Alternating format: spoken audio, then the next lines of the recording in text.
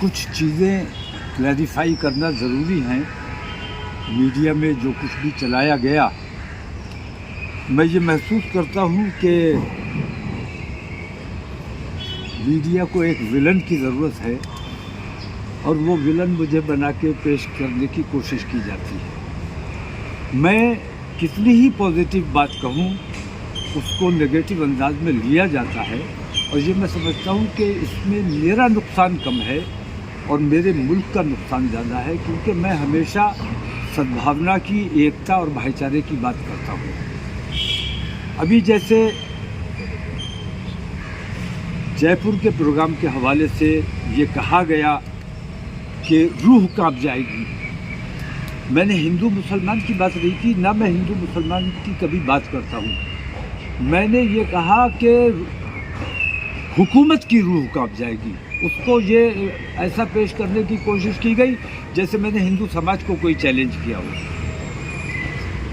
इस किस्म की जो चीज़ें हैं, इससे हम जो काम करना चाहते हैं, देश के लिए जो हम कुर्बानी देना चाहते हैं, उसमें रखना अंदाजी होती है और हमें काम करने में दिक्कत होती है। तो आप लोगों से मेरी दरख्वास्त ये है कि कोई बात अगर जैसे मेरे मुंह से कही हुई आपको लगता है कि ठीक नहीं है, तो एक बार वजाहत कर लेना चाहिए। एक बार मेरा नंबर सभी के पास है, पूछ लेना चाहिए।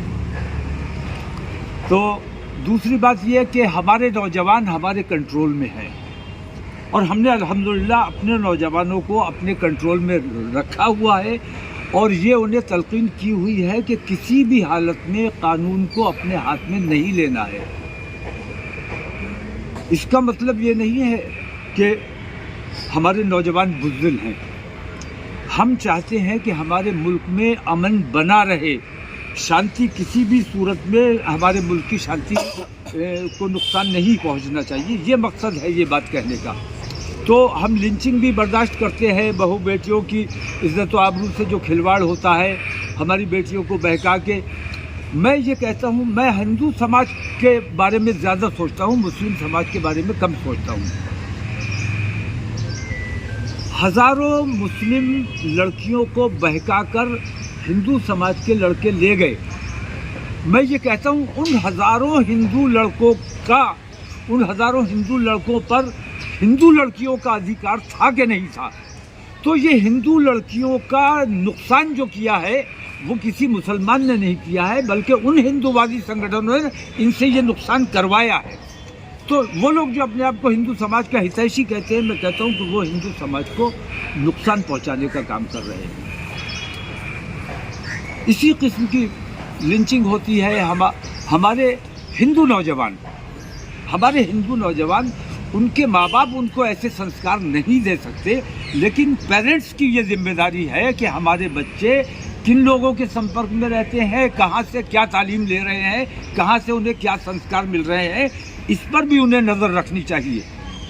जैसे एक वाक़या हुआ ट्रेन में, आपको याद होगा, चेतन सिंह ने अपनी सरकारी बंदूक से 3 लोगों की हत्या कर दी। उसके दिमाग में ये नफरत कहाँ से आई? किसने भर दी उसके दिमाग में ये नफरत? मैं वो 3 जो मर गए, मैं उनकी हिमायत की बात नहीं करूँ, वो उनको तो छुटकारा मिल गया, वो आज़ाद हो गए। लेकिन चेतन जिसने ये कांड किया, उसकी नौकरी भी गई, जेल में भी पड़ा हुआ है और उसके घर वाले किन तकलीफ़ों से गुजर रहे होंगे, इसका मुझे अंदाज़ा होना चाहिए। मुझे उनके गम में भी शरीक होना चाहिए।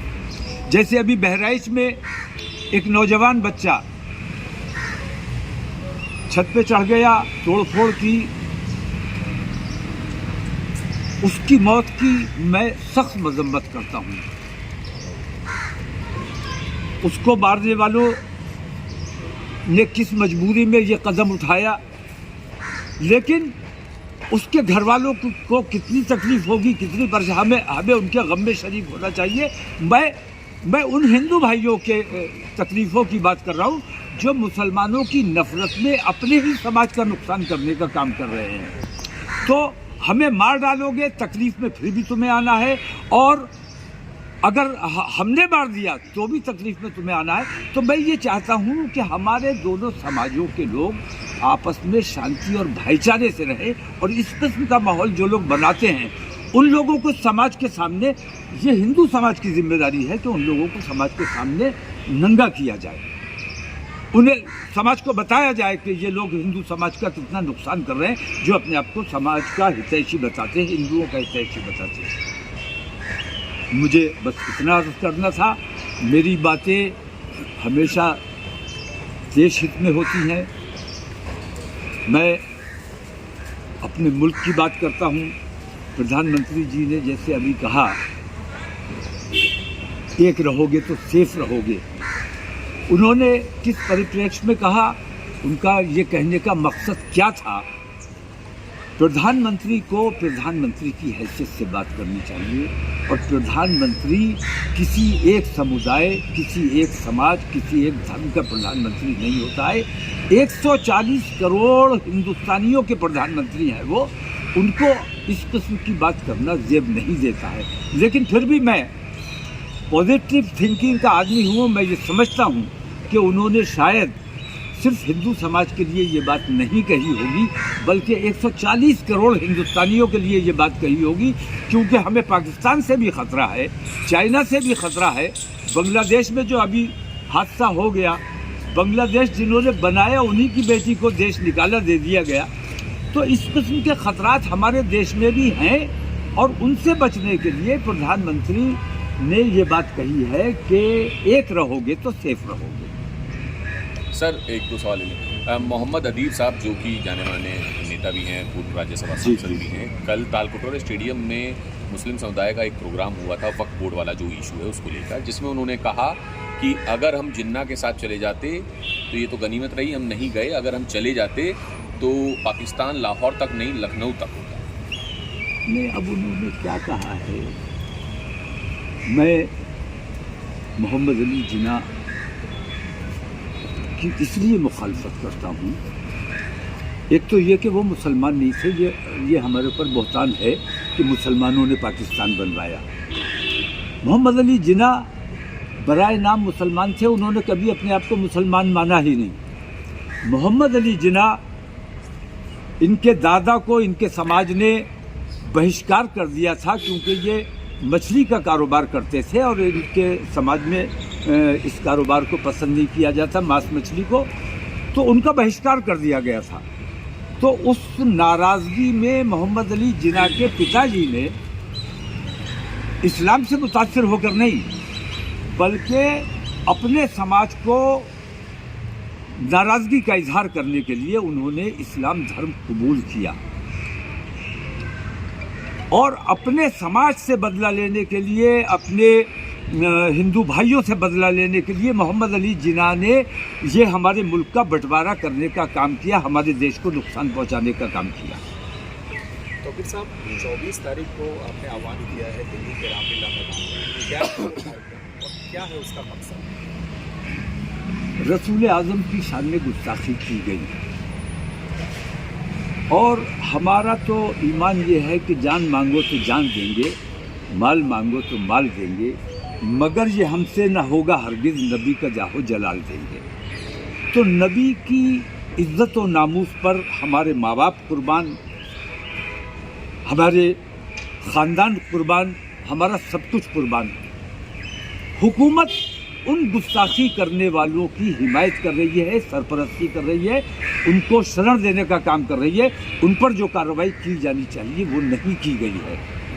तो मैं, ये और बात है कि बाकी मसाइल भी हम उस मीटिंग में अपने रखेंगे, लेकिन हम पूरी तरह कानून के दायरे में अपने भारत की सरकार से मांग करने, अपनी तकलीफ़ें बयान करने के लिए जमा हो रहे हैं। और सबसे पहली मांग हमारी ये है कि इन गुस्ताखी करने वाले लोगों को इसलिए गिरफ्तार किया जाए क्योंकि इनकी गिरफ्तारी ना होने से मोहल्ले के जो छुटभैये हैं, छोटे छोटे लड़के, आज अल्लाह की शान में, अल्लाह कौन है? अल्लाह पूरी दुनिया का एक है, वो मुसलमानों का नहीं है। अल्लाह वही है जिसे आप ईश्वर मानते हो या जिसे कोई गॉड मानता है, वही अल्लाह है। तो अल्लाह को गाली देने का मतलब अपने ईश्वर को गाली देना, भगवान को गाली देना। तो मुस्लिम नफरत में जो लोग भगवान को अपने गाली दे रहे हैं, इससे हिंदुस्तान का माहौल बिगड़ने का अंदेशा है। तो माननीय नरेंद्र मोदी को अभी तक इस बात का एहसास नहीं होगा कि इससे अंदर अंदर कितना माहौल ख़राब हो रहा है। वो एहसास कराने के लिए राजधर्म का पालन बाकायदा किया जाए, ये एहसास कराने के लिए हम अपनी मांगों को लेकर 24 तारीख को रामलीला ग्राउंड में जमा हो रहे हैं। हजरत, इसमें आपने जो कॉल किया है 24 तारीख को, कितने लोगों के हैं, कितनी तंजीमें आने की उम्मीद है? आपका प्लान ऑफ एक्शन इसमें पूरी तरीके से क्या है? नहीं, मेरा प्लान ऑफ एक्शन कुछ नहीं है। मैं रामलीला ग्राउंड में अपने लोगों को मैंने बुलाया है। मैं तादाद नहीं बता सकता कि कितने होंगे, 30-35 हज़ार हो सकते हैं। और तादाद का असल मसला नहीं है। असल मसला ये है कि हम अपने देश के प्रधानमंत्री को, क्योंकि वो अगर सिर्फ हिंदू समाज को मुखातिब करके ये बात कहते हैं कि एक रहोगे तो सेफ रहोगे, तो मैं ये पूछना चाहता हूँ कि हिंदू समाज को किन लोगों से खतरा है? भाई, सरकार आपकी है, पुलिस आपकी है, तमाम सैनिक और अर्धसैनिक बल आपके हैं। इसके बावजूद अगर हिंदू खतरे में है तो ये आपके हुकूमत की नाकामी है।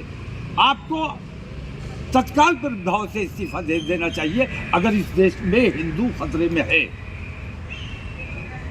उनको इस बात का एहसास कराना है कि हिंदू खतरे में नहीं है, और इस किस्म की बातें करके आप जो नफरतों का माहौल बनाने की कोशिश कर रहे हैं, इससे देश को नुकसान होगा, इससे देश को कोई फायदा नहीं होने वाला।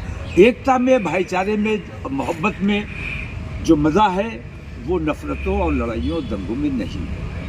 महाराष्ट्र में तौकीर साहब चुनाव होने वाले हैं, लेकिन अब वहाँ का जो चुनाव है वो धर्मयुद्ध बनाम वोट जिहाद में तब्दील हो गया है। कल ही उप मुख्यमंत्री देवेंद्र फडणवीस ने कुत्ते का जिक्र कर दिया। उन्होंने ये कहा कि ओवैसी सुन लो, कुत्ता भी ना पेशाब करेगा औरंगजेब की मज़ार पर, अब तो तिरंगा लहराएगा पूरे पाकिस्तान पर। यानी ये कोई वोट जिहाद की बात करेंगे तो हम उन्हें धर्म युद्ध से हराएंगे। नहीं, देखिए, ये इस किस्म की मैं सियासी बातों की तरफ जाना ही नहीं चाहता। मैं तो ये कहता हूँ, अखंड भारत बांग्लादेश से और पाकिस्तान तक, पाकिस्तान हमारे देश का हिस्सा था। अगर हिंदुस्तान में इतनी क्षमता और ताकत है तो उन्हें चाहिए कि पाकिस्तान को हिंदुस्तान में शामिल करें, बांग्लादेश को हिंदुस्तान में शामिल करें। उस वक्त जब बांग्लादेश बना था तब भी शेख मुजीबुर रहमान ने ये बात कही थी कि हम चाहते हैं कि हम हिंदुस्तान के साथ रहें, लेकिन इंदिरा गांधी ने कहा कि नहीं, आप अपना बांग्लादेश अलग बनाइए। तो हमें कोई हमारे साथ रखने को तैयार नहीं है। पाकिस्तान मुसलमानों का बनवाया हुआ नहीं है, बल्कि पाकिस्तान मुसलमानों से नफरत करने वालों ने बनाया है। वो तमाम लोग, मोहम्मद अली जिन्ना जो मुसलमानों से नफरत करता था, जो अपने समाज से नफरत करता था, उसने पाकिस्तान बनवाने का काम किया, और उसके पीछे आरएसएस और हिंदूवादी संगठन खड़े हुए थे, उन्हीं ने इन्हें प्रोजेक्ट किया था। सर, मेरे दो सवाल हैं। एक तो ये कि जो केरल में अभी वहाँ पे भी जो प्रियंका गांधी चुनाव लड़ रही हैं, तो जो ईसाई कम्युनिटी है वो वक्फ बोर्ड का जो बिल आया है उसको लेकर बोल रही है, क्योंकि उनका ये कहना है कि प्रियंका गांधी, राहुल गांधी या तमाम जो कांग्रेसी नेता हैं वो स्टैंड जो है क्लियर करें। पहला सवाल। दूसरा, ये मुंबई का टाटा इंस्टीट्यूट है जो कि बहुत जाना माना और प्रसिद्ध इंस्टीट्यूट है, उसकी एक रिपोर्ट आई है जो उन्होंने सर्वे किया है, रिसर्च की है, जिसमें ये कहा गया कि जो इलीगल माइग्रेंट्स हैं, जो कि मैक्सिमम बांग्लादेश या म्यांमार से आते हैं, रोहिंग्या मुसलमान या फिर बांग्लादेशी मुसलमान हैं, वो लगातार जो है वो हिंदुस्तान में आ रहे हैं, जिसकी वजह से अगर पिछले कुछ सालों का आंकड़ा उन्होंने पेश किया है, MHA की रिपोर्ट है, कई रिसर्च है, कि आबादी मुसलमानों की मुंबई में लगातार बढ़ रही है, और अगर इसी तरह से इलीगल माइग्रेंट्स आते रहे तो 2050 में मुंबई की आबादी में जो मुसलमानों की संख्या है वो 44%, यानी हिंदुओं की जनसंख्या जो है वो सिर्फ 56% तक सिमट कर रही है। दोनों सवाल हैं। तो इसका मतलब क्या है? हिंदुस्तान में शरणार्थी अगर कहीं से आया है, मैं तो जो पाकिस्तान से हिंदू शरणार्थी आए, जो इलीगल माइग्रेंट्स की बात कर रहा हूँ, शरणार्थी नहीं मैं बात कर रहा हूँ, इलीगल माइग्रेंट जो कि बॉर्डर क्रॉस करके अवैध तरीके से बॉर्डर आते तो फिर बॉर्डर फोर्सेस क्या कर रही हैं? अगर इलीगल को कोई हमारे देश में आतंकवादी घुसाए और बॉर्डर सिक्योरिटी फोर्सेस देखती रहे, हुकूमत का फेलियर है। जितने सवाल उठाते हैं, हर सवाल के जवाब में एक ही बात है कि हुकूमत नाअहल है। अगर इलीगल कोई हमारे मुल्क में दाखिल हो जाता है तो ये गलती किसकी है? इसका जवाब दे कौन है? इसका जवाब दे मैं नहीं हूँ, इसका जवाब दे हुकूमत है कि वो कैसे आए, कैसे आने दिया गया। इस तरह तो आतंकवादी भी कहीं से भी घुस के आ जाएंगे और हमारे देश में हंगामा करके चले जाएंगे। तो सिक्योरिटी फोर्सेस की जिम्मेदारी जो है उस पर सवाल उठाना चाहिए, ना कि मुसलमानों की आबादी पर सवाल उठाना चाहिए। सर वो ईसाइयों वाला भी और बता दीजिए, जो केरल वाला है। ईसाइयों का क्या? सर केरल में प्रियंका गांधी चुनाव लड़ रही थी, तो वहाँ पर जो ईसाई कम्युनिटी है वो जो है अब वक्फ बोर्ड वाले मामले पर खुलकर सामने आ गई। उन्होंने कहा कि वक्फ बोर्ड वाले मामले पर प्रियंका गांधी, राहुल गांधी या तमाम जो कांग्रेसी हैं वो जो है अपना स्टैंड क्लियर करें कि वो वक्फ बोर्ड बिल में अमेंडमेंट करेंगे या नहीं। उन्हें अपना स्टैंड क्लियर करना चाहिए। कम्युनिटी ने जो सवाल उठाया है बिल्कुल दुरुस्त सवाल है, मैं उसका समर्थन करता हूँ। उन्हें अपना स्टैंड क्लियर करना चाहिए। जैसे अभी अलीगढ़ मुस्लिम यूनिवर्सिटी का माइनॉरिटी कैरेक्टर का मामला तय हुआ है कोर्ट के जरिए। अगर हुकूमत ने, कांग्रेस ने अपने दौरे हुकूमत में अगर चाहते तो इस मसले को वो हल कर सकते थे, हमें कोर्ट नहीं जाना पड़ता, लेकिन उन्होंने ऐसा नहीं किया। तो ऐसे बहुत से सवाल कांग्रेस के सामने उठने वाले हैं, उठाए जाएंगे, उनका जवाब उन्हें देना पड़ेगा, देना चाहिए। तो मैं, ऐसा लगता है कि मैं भारतीय जनता पार्टी का मुखालिफ हूँ। सच्चाई ये है कि मैं हमेशा हुकूमत के खिलाफ रहा हूँ, वो कांग्रेस की रही हो या किसी की भी रही हो, समाजवादी की रही हो, बहुजन की रही हो। मैंने हमेशा जद्दोजहद करने का काम किया है, लड़ाई लड़ने का काम किया, और जो गलत है उसको गलत कहने का काम किया है, और जो सही है मैं उसको सही मानता हूँ। जैसे यूपी के मुख्यमंत्री योगी आदित्यनाथ ने कहा कि बटोगे तो कटोगे। मैं इसे भी बहुत पॉजिटिव ले रहा हूँ, क्योंकि योगी आदित्यनाथ जी ने कहीं ये नहीं कहा कि हिंदुओं तुम बटोगे तो कटोगे। उन्होंने कहा बटोगे तो कटोगे। मतलब ये कि वो हिंदूवादी संगठन जो एक तरह से ज़ॉम्बीज़ की शक्ल इख्तियार कर चुके हैं, कहीं भी हमला आवर हो जाते हैं, किसी के भी घर में घुस जाते हैं, किसी की भी लिंचिंग कर देते हैं, मुसलमानों से मुखातिब होकर उन्होंने कहा है कि बटोगे तो कटोगे, तुम्हारी लिंचिंग होती रहेगी, तुम्हारे घरों पे हमले होते रहेंगे। मेरा मानना यह है, क्योंकि उन्होंने कहा कि एक बनोगे तो नेक बनोगे। वो धार्मिक आदमी हैं, शुद्ध हिंदी बोलने वाले हैं, नेक से उनका क्या ताल्लुक? उन्हें अपनी भाषा में बात करनी चाहिए। तो उन्होंने एक और नेक की बात की है, बटोगे कटोगे की बात की है। तो मुस्लिम समाज कमज़ोर है, उसको चेताने की कोशिश की है कि अगर बटे रहोगे तो इसी तरह पिटते रहोगे, इसी तरह कटते रहोगे। सर, महाकुंभ को लेकर के जो हिंदू धर्म के लोग हैं वो कह रहे हैं कि मुसलमानों की एंट्री नहीं होनी चाहिए। जैसे मक्का में हिंदुओं की एंट्री नहीं है, वैसे ही मुसलमानों की एंट्री महाकुंभ में नहीं होनी चाहिए। मैं इसका समर्थन करता हूँ, बिल्कुल नहीं होनी चाहिए। महाकुंभ का पिछली सरकार में प्रभारी बनाया गया था आजम खान साहब को। मैंने उस वक्त भी मुखालिफत की थी कि ये आपका काम नहीं है, और ये कि कोई ओहदा हासिल करने के लिए या प्रभारी बनने के लिए आप ये जो कर रहे हो ये ठीक नहीं है।